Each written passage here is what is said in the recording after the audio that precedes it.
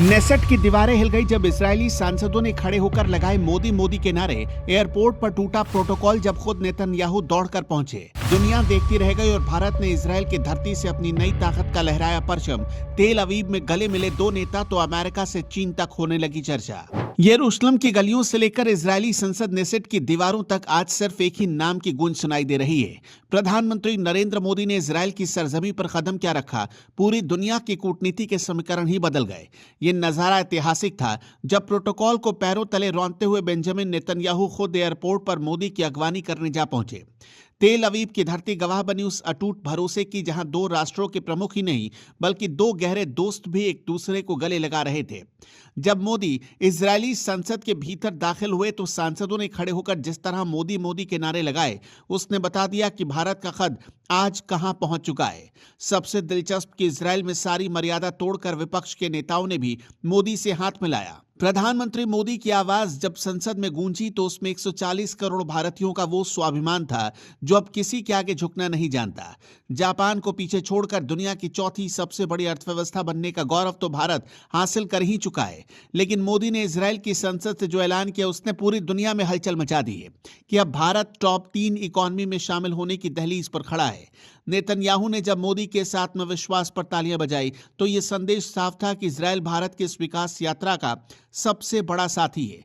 आज पूरी दुनिया टकटकी लगाकर भारत की ओर देख रही है, क्योंकि भारत अब कतार में खड़ा होने वाला देश नहीं बल्कि कतार का नेतृत्व करने वाला देश बन चुका है। ये यात्रा सिर्फ दो प्रधानमंत्रियों की मुलाकात नहीं बल्कि ये दो शेरों की वो दहाड़ थी जिसने वैश्विक राजनीति के पुराने गलियारों में खलबली मचा दी। इजरायल जैसे स्वाभिमानी देश ने जिस तरह पलक पावड़े बिछाकर मोदी का स्वागत किया, वो हर हिंदुस्तानी का सीना गर्व से चौड़ा करने वाला पल था। मोदी ने संसद में साफ शब्दों में कहा कि भारत केवल व्यापारिक सौदे नहीं करता बल्कि वो दिल से दोस्ती निभाना जानता है। मेजों की वो थपथपाहट और इजरायली सांसदों का वो जोश इस बात का प्रमाण था कि भारत का डंका आज 7 समंदर पार भी पूरी मजबूती से बज रहा है। इस ऐतिहासिक यात्रा ने भारत को सुरक्षा के मोर्चे पर एक ऐसा अभेद किला बना दिया जिसकी दीवार को भेदना दुश्मनों के लिए अब एक सपना बनकर रह जाएगा। फ्री ट्रेड एग्रीमेंट यानी एफटीए का जो मास्टर स्ट्रोक मोदी ने खेला है वो भारतीय व्यापारियों के लिए तरक्की के नए रास्ते खोलने वाला है। दोनों देशों की टीमें अब इस पर युद्ध स्तर पर काम कर रही हैं ताकि इजरायल की हाईटेक तकनीक और भारत का हुनर मिलकर नया इतिहास रच सके।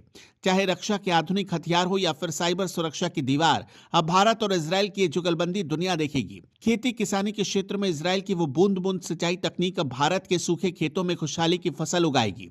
मोदी ने गाजा के मुद्दे पर शांति की अपील करके दुनिया को यह भी समझा दिया कि भारत बुद्ध का मार्ग जानता है लेकिन अपनी सुरक्षा से समझौता नहीं करता। 1.4 अरब भारतीयों के सम्मान का जो झंडा मोदी ने इजरायल में गाड़ा है उसने विरोधियों के हर प्रोपेगेंडा को मटियामेट कर दिया है। यह यात्रा भारत के आत्मविश्वास का वो विश्व विजय अभियान था जिसने साबित कर दिया कि आज का भारत अपनी शर्तें खुद तय करता है। मोदी ने भारत को आत्मनिर्भरता की उस राह पर लाकर खड़ा कर दिया जहां इजरायल और अमेरिका जैसे देश भी भारत की बात सुनने को मजबूर हैं।